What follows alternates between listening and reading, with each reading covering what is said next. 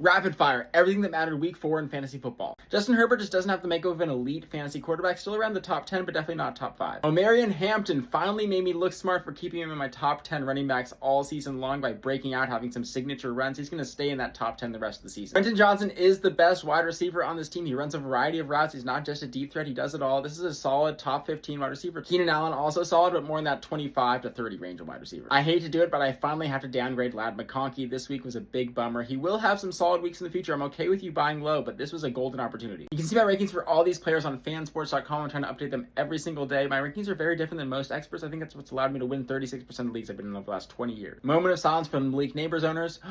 I still did have him as more of an injury risk than most. This is why I didn't put him into elite wide receiver 1 territory at any point. Hope he has a good recovery. Just gets banged up all the time. Jackson Dart looks like a good pickup. Bummer about Neighbors. That downgrades the whole offense, but still, he's a solid guy to have. 10 rushing attempts and a rushing touchdown. Very good omen. Scadaboo's in that top 15 to top 10 range at running back already. The volume is elite. If you're looking for someone to fill in Malik Neighbors' shoes, no one's there, but Darius Slayton actually has a better chance than Wendell Robinson, in my opinion. Panthers, Patriots. I'm not right about every single player. I was wrong about Bryce Young. Time to abandon ship. I can forgive Bryce Young for having his whole entire offense banged up, but not for one rushing attempt for 3 yards after 2 games of subpar rushing. This is the only reason I drafted decent buy low for Chuba Hubbard. I don't like Rico Dowdle, but it is maybe worth getting Trevor Etienne in deep league. Hold on to Ted McMillan. He could get a big upgrade if Dalton or another QB starts. Still have him as a top 15 wide receiver. Drake May is that number 5 quarterback right behind the 4 rushing threats. He had another solid game. I've seen enough. He's there. Elite fantasy game despite only 17 pass attempts. That's crazy. Still expect a Travion Henderson breakout in the next couple weeks. He's a decent option to buy. Stephon Diggs had been injured, and getting 7 targets on only 17 pass attempts is a great sign for his future in the offense as a featured receiver. Hunter Henry remains a hold. He's not that bad. You can do worse at tight end. Browns, Lions. Can we just see what Dylan Gabriel can do already and then maybe Shedeur Sanders? Quinshon Judkins could be a top 15 to top 10 running back. He dominated snaps this game. He got catches. He did it all. He got a touchdown. In my AI models, actually like this Cleveland Browns offense because of their offensive line and defense for a running back. Notice I care a lot more about volume and a team's environment than I do the actual player talent. I'm not an NFL talent scout, but this is what's allowed me to win so many leagues, is looking at the overall environment and using numbers to crunch the data. The 2 receivers on the Browns I care about. Harold Fannin Jr., who led the whole offense in snaps,